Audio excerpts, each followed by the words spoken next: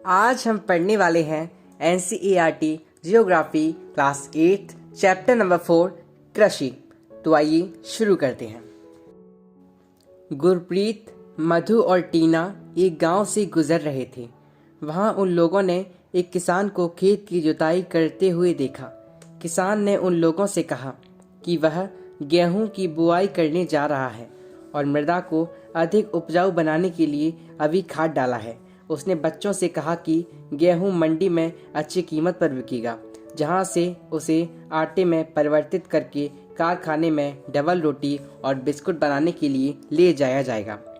पौधे से परिष्कृत उत्पाद तक के रूपांतरण में 3 प्रकार की आर्थिक क्रियाएं सम्मिलित हैं। ये प्राथमिक, द्वितीयक और तृतीयक क्रियाएं हैं।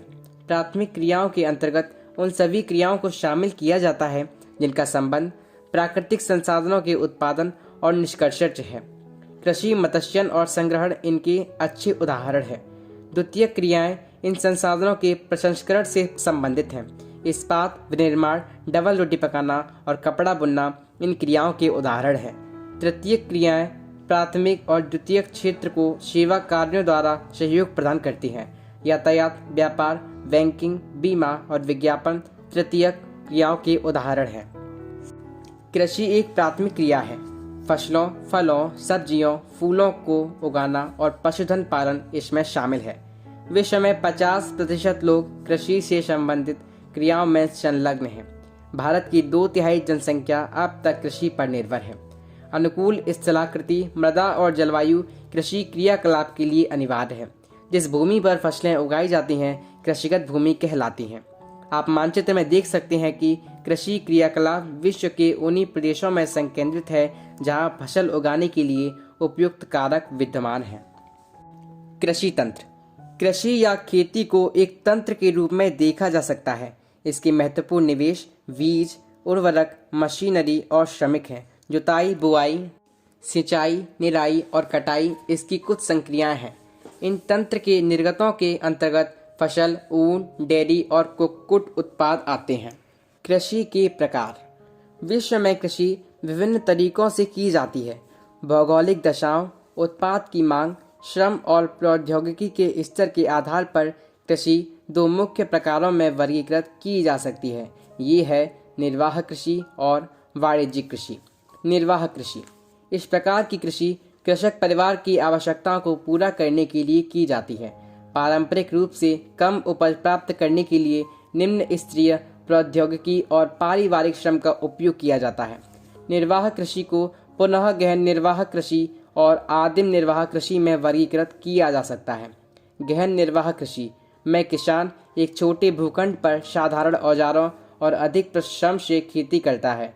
अधिक धूप वाले दिनों से युक्त जलवायु और उर्वर मृदा वाले खेत में एक वर्ष से एक से अधिक फसलें उगाई जा सकती हैं। चावल मुख्य फसल होती है। अन्य फसलों में गेहूं, मक्का, दलहन और तिलहन शामिल है। गहन निर्वाह कृषि दक्षिणी, दक्षिण पूर्वी और पूर्वी एशिया के सघन जनसंख्या वाले मानसूनी प्रदेश में प्रचलित है। आदिम निर्वाह कृषि में स्थानांतरीय कृषि और चलवासी पशुचारण शामिल है। स्थानांतरीय कृषि अमेजन बेसिन में के सघन वन क्षेत्रों, उष्णकटिबंधीय अफ्रीका, दक्षिण पूर्व एशिया और उत्तरी पूर्व भारत के भागों में प्रचलित है।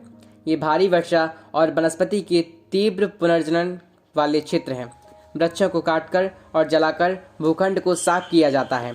तब राख को मृदा में मिलाया जाता है तथा मक्का, रतालू, आलू और कसावा जैसी फसलों को उगाया जाता है।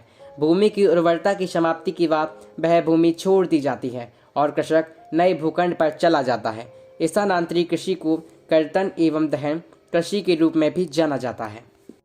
चलवासी पशुचारण। सहारा के अर्ध शुष्क और शुष्क प्रदेशों में, मध्य एशिया और भारत के कुछ भागों जैसे राजस्थान तथा जम्मू और कश्मीर में प्रचलित है।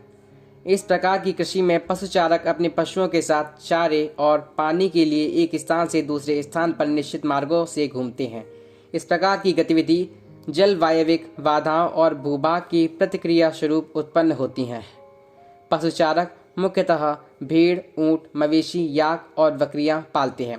ये पशुचारकों और उनके परिवारों के लिए दूध, मांस, ऊन, खाल और अन्य उत्पाद उपलब्ध कराते हैं। वाणिज्यिक कृषि। वाणिज्यिक कृषि में फसल उत्पादन और पशुपालन बाजार में विक्रय हेतु किया जाता है। इसमें विस्तृत कृषि क्षेत्र और अधिक पूंजी का उपयोग किया जाता है। अधिकांश कार्य मशीनों के द्वारा किया जाता है।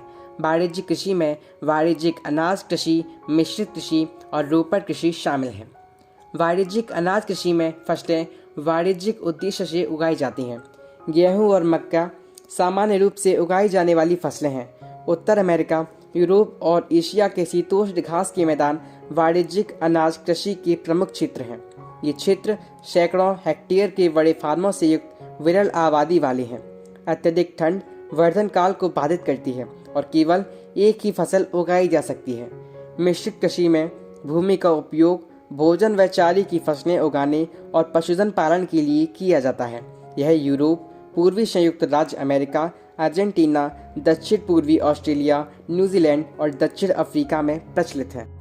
रोपड़ कृषि वाणिज्यिक कृषि का एक प्रकार है, जहां चाय, कहवा, काजू, रबड़, केला अथवा कपास की एकल फसल उगाई जाती है। इसमें बृहद पैमाने पर श्रम और पूंजी की आवश्यकता होती है। उत्पाद का प्रसंस्करण खेतों पर ही या निकट के कारखानों में किया जा सकता है। इस प्रकार इस कृषि में परिवहन जाल के विकास की अनिवार्यता होती है। रोपड़ कृषि के मुख्य क्षेत्र विश्व के उष्णकटिबंधीय प्रदेशों में पाए जाते हैं। मलेशिया में रबड़, ब्राजील में कहवा, भारत और श्रीलंका में चाय इसके कुछ उदाहरण हैं। मुख्य फसलें। बढ़ती हुई जनसंख्या की आवश्यकताओं को पूरा करने के लिए विविध प्रकार की फसलें उगाई जाती हैं। फसलें कृषि आधारित उद्योगों के लिए भी कच्चे माल की आपूर्ति करती हैं। गेहूं, चावल, मक्का और बाजरा मुख्य खाद्य फसलें हैं। जूट और कपास रेशेदार फसलें हैं। चाय और कहवा मुख्य पेय फसलें हैं। चावल, यह विश्व की मुख्य खाद्य फसल है। यह उष्णकटिबंधीय और उपोष्णकटिबंधीय प्रदेशों का मुख्य आहार है। चावल के लिए उच्च तापमान, अधिक आर्द्रता एवं वर्षा की आवश्यकता होती है। यह फसल चीका युक्त जलोढ़ मृदा जिसमें जल रोकने की क्षमता हो में सर्वोत्तम ढंग से बढ़ती है। चीन चावल उत्पादन में अग्रणी है। इसके बाद क्रमशः भारत, जापान, श्रीलंका और मिस्र हैं। अनुकूल जलवायविक दशाओं जैसे पश्चिमी बंगाल और बांग्लादेश में एक वर्ष में 2 से 3 फसलें उगाई जाती हैं। गेहूँ, गेहूँ की वर्धन काल में मध्यम तापमान एवं वर्षा और शस्य कर्तन फसल की कटाई के समय तेज धूप की आवश्यकता होती है। इसका विकास सुअपवाहित दुमुट मृदा में सर्वोत्तम ढंग से होता है। गेहूं संयुक्त राज्य अमेरिका, कनाडा, अर्जेंटीना, रूस, यूक्रेन, ऑस्ट्रेलिया और भारत में विस्तृत रूप से उगाया जाता है। भारत में यह शीत ऋतु में उगाया जाता है। मिलेट, ये मोटे अनाज के रूप में भी जानी जाती है और कम उपजाऊ तथा बलुई मृदा में उगाई जा सकती है। ये ऐसी फसल है जिसे कम वर्षा और उच्च से मध्यम तापमान तथा पर्याप्त सूर्य प्रकाश की आवश्यकता होती है। ज्वार, बाजरा और रागी भारत में उगाए जाते हैं। नाइजीरिया, चीन और नाइजर इसके अन्य उत्पादक देश हैं। मक्का, इसके लिए मध्यम तापमान, वर्षा और अधिक धूप की आवश्यकता होती है। इसे सुअपवाहित उपजाऊ मृदा की आवश्यकता होती है। मक्का उत्तर अमेरिका, ब्राज़ील, चीन, रूस, कनाडा, भारत और मेक्सिको में उगाई जाती है। कपास, इसकी वृद्धि के लिए उच्च तापमान, हल्की वर्षा, 200 से 210 पाला रहित दिन और तेज चमकीली धूप की आवश्यकता होती है। यह काली और जलोढ़ मृदा में सर्वोत्तम उगती है। चीन, संयुक्त राज्य अमेरिका, भारत, पाकिस्तान, ब्राज़ील और मिस्र कपास के अग्रणी उत्पादक हैं। यह सूती वस्त्र उद्योग के लिए एक महत्वपूर्ण कच्चा माल है। पटसन, इसको सुनहरा रेशा के रूप में भी जाना जाता है। यह जलोढ़ मृदा में अच्छे ढंग से विकसित होता है और इसे उच्च तापमान, भारी वर्षा और आर्द्र जलवायु की आवश्यकता होती है। यह फसल उष्णकटिबंधीय क्षेत्रों में उगाई जाती है। भारत और बांग्लादेश पटसन के अग्रणी उत्पादक हैं। कॉफ़ी, इसके लिए गर्म एवं आर्द्र जलवायु और सुअपवाहित दोमट मृदा की आवश्यकता होती है। इस फसल की वृद्धि के लिए पर्वतीय ढाल अधिक उपयुक्त है। ब्राज़ील कॉफ़ी का अग्रणी उत्पादक है। इसके पश्चात कोलंबिया और भारत है। चाय, बागानों में उगाई जाने वाली एक पेय फसल है। इसकी कोमल पत्तियों की वृद्धि के लिए ठंडी जलवायु और वर्ष भर श्रम वितरित उच्च वर्षा की आवश्यकता होती है। इसके लिए सुअपवाहित दुमुट मृदा और मंद ढाल की आवश्यकता होती है। पत्तियों को चुनने के लिए अधिक संख्या में श्रमिकों की आवश्यकता होती है। कृषि विकास का संबंध बढ़ती जनसंख्या की बढ़ती मांग को पूरा करने के लिए कृषि के उत्पादन को बढ़ाने की दिशा में किए जाने वाले प्रयासों से है। यह कई तरीकों से प्राप्त किया जाता है, जैसे बोए गए क्षेत्र में विस्तार करके, बोई जाने वाली फसलों की संख्या बढ़ाकर, सिंचाई सुविधाओं में सुधार करके, उर्वरकों और उच्च उपज देने वाले बीजों के प्रयोग द्वारा। कृषि का मशीनीकरण भी कृषि के विकास का एक अन्य पहलू है। कृषि के विकास का चरम लक्ष्य खाद्य सुरक्षा को बढ़ाना है। कृषि का विकास विश्व के विभिन्न भागों में विभिन्न गतियों से हुआ है। अधिक जनसंख्या वाले विकासशील देश अधिकतर गहन कृषि करते हैं, जहां छोटी जोतों पर सामान्यतः जीविकोपार्जन के लिए फसलें उगाई जाती हैं। बड़ी जोतें वाणिज्यिक कृषि के लिए अधिक उपयुक्त होती है, जैसे संयुक्त राज्य अमेरिका, कनाडा और ऑस्ट्रेलिया में। आओ हम दो फार्मों, एक भारत और दूसरे संयुक्त राज्य अमेरिका के वस्तु स्थिति अध्ययनों की सहायता से विकासशील और विकसित देशों की कृषि के विषय में जानें। भारत का एक फार्म। उत्तर प्रदेश के गाजीपुर जिले में आदिलाबाद एक छोटा सा गांव है। मुन्ना लाल इस गांव का एक छोटा किसान है, जिसके पास लगभग 1.5 हेक्टेयर का एक फार्म है। उसका आवास मुख्य गांव में है। वह अधिक उपज देने वाले बीजों को बाजार से वर्षों के एकांतर पर खरीदता है। उसकी भूमि उर्वर है और वह वर्ष में कम से कम 2 फसलें, सामान्यतः गेहूं या चावल और दालें उगाता है। किसान अपने मित्रों और बुजुर्गों के साथ साथ सरकारी कृषि अधिकारियों से कृषि कार्यों में संबंध में सलाह लेता है। वह अपने खेत की जुताई के लिए भाड़े पर ट्रैक्टर लेता है। यद्यपि उसके कुछ मित्र अभी भी बैलों से खेतों को जोतने की परंपरागत विधि का प्रयोग करते हैं। समीप के खेत में एक नलकूप है, जिसे वह अपने खेत की सिंचाई के लिए भाड़े पर लेता है। मुन्नालाल के पास 2 भैंस और कुछ मुर्गियां भी हैं। वह निकट के शहर में स्थित सहकारी भंडार में दूध बेचता है। वह वहां का एक सदस्य है। सहकारी समिति उसके जानवरों के लिए चारे के प्रकार, पशुधन के स्वास्थ्य के सुरक्षात्मक उपायों और कृत्रिम गर्भाधान के संबंध में भी सलाह देती है। कृषि के विविध कार्यों में परिवार के सभी सदस्य उसकी सहायता करते हैं। कभी कभी वह बैंक या कृषि सहकारी समिति से बीजों की उच्च उपज वाली किस्मों और औजारों को खरीदने के लिए ऋण लेता है। वह उत्पाद को निकट के शहर में स्थित मंडी में बेचता है। अधिकांश किसानों के पास भंडारण सुविधाओं की कमी होती है, इसलिए वे बाजार के अनुकूल ना होने पर भी अपने उत्पादों को बेचने के लिए विवश होते हैं। हाल के वर्षों में सरकार ने भंडारण की सुविधाओं के विकास के लिए कुछ कदम उठाए हैं। संयुक्त राज्य अमेरिका का एक फार्म।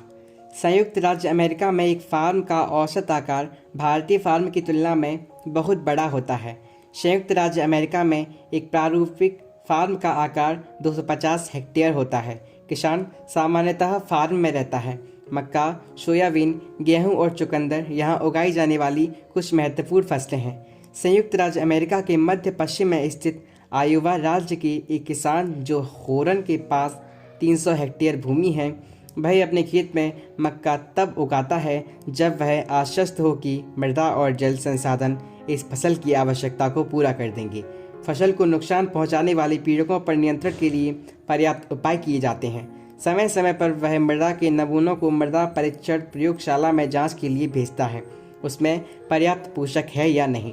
ये परिणाम, जो हॉर्न को वैज्ञानिक उर्वरक कार्यक्रम की योजना बनाने में मदद करते हैं, उसका कंप्यूटर उपग्रह से जुड़ा हुआ है, जो उसे उसके खेत की यथार्थ तस्वीर देता है।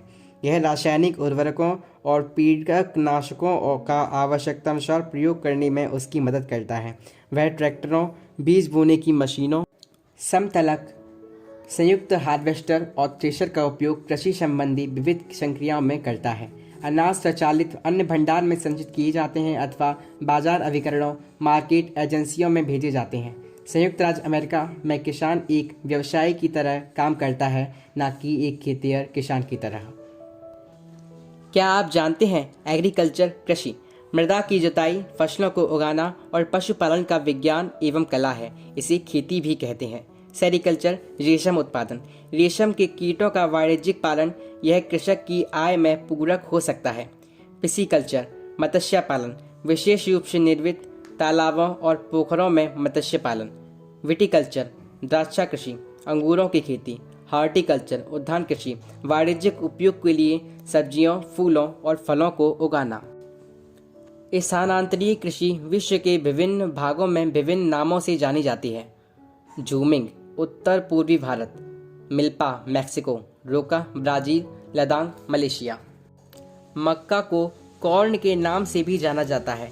विश्व में इसकी विभिन्न रंग बिरंगी प्रजातियां पाई जाती हैं।